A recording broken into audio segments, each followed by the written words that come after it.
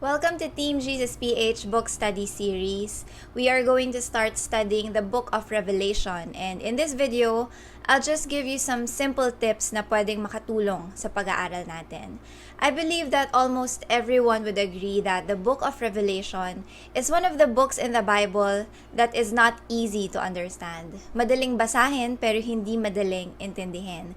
Kailangan natin mag-effort dahil maraming metaphors and prophecies sa libro na to.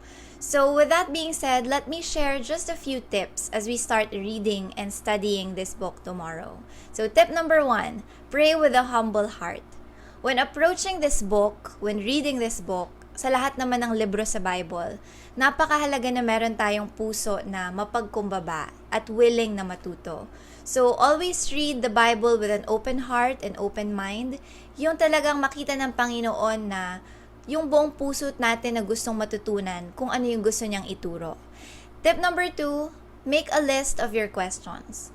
Kung may mga tanong ka o hindi maintindihan, ilista mo lahat para maalala mo. Then try to find the answers one by one. For example, sino ba talaga yung beast na tinutukoy sa Book of Revelation, for example. So write your question, be specific with your questions as much as possible, and then list them out para hindi mo malimutan. And then, tip number 3, you ask your pastors or church leaders for help. So don't be afraid to ask for help, lalo na sa mga older and mature Christians ahead of us na pwedeng makatulong sa atin. Kapag nakapagsulat ka na ng mga tanong mo na to sa ibang Christians pa na makakatulong sa'yo. You can also search online for commentaries. Mag-ingat nga lang tayo sa mga posibleng mali na explanation, which leads me back to our first tip. We must pray with a humble heart, na i-guide tayo ng Panginoon at gumamit siya ng mga tao para matulungan tayo. Tip number 4, remember that Revelation is a vision that is full of symbolism. So we must not always take this book literally. Pero meron pa rin mga bagay dito na literal talaga. But the reason why many Christians, they do not make an effort to read this book, kasi daw puro symbols, kaya naguguluhan sila. May lampstands, for example, may beast, may mga locusts na parang merong mukha raw ng tao. But in the midst of all these things, huwag tayo ma-overwhelm. If we do not give up, makukuha natin kung anong ibig sabihin or kung ano yung nire-represent ng mga bagay na to. At para naman sa mga bagay na hindi natin maintindihan, then let's be content and humble that there are things na okay lang kung hindi natin lubos na maintindihan. 'Di ba? Let's not focus on too much detail that we miss the main message of this book.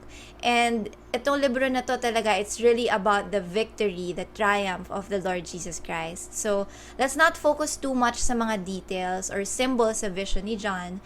Mas mag-focus pa rin tayo sa mensahe, sa overall message ng Panginoon para sa ating lahat through this book.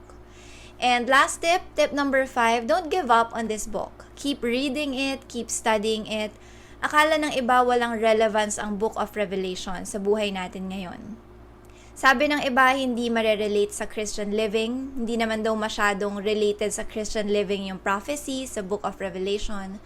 But you know what?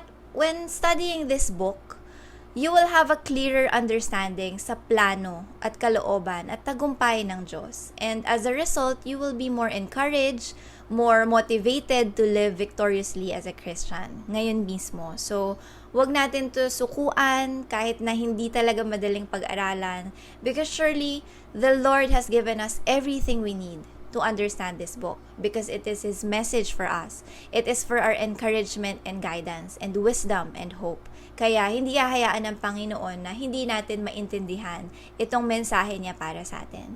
So that's it. We can start with those basic tips as we study for the coming days. Magdasal tayo with a humble heart. Make a list of your questions.